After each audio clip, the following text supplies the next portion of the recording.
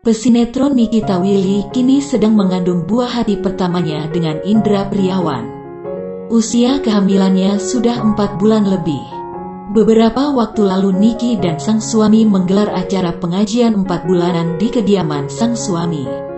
Dalam tanya jawab Insta Story baru-baru ini, Nikita mengaku rasa sedih yang sempat ia rasakan. Niki sedih karena nantinya sang adik akan memiliki sedikit waktu bersamanya. Apalagi selama ini Nikita selalu berbagi apapun dengan sang adik. Meski begitu, ia juga bahagia karena Winona telah menemukan pujaan hatinya. Selain itu, Niki juga mengungkap bahwa sakit GERD yang ia idap sudah sembuh.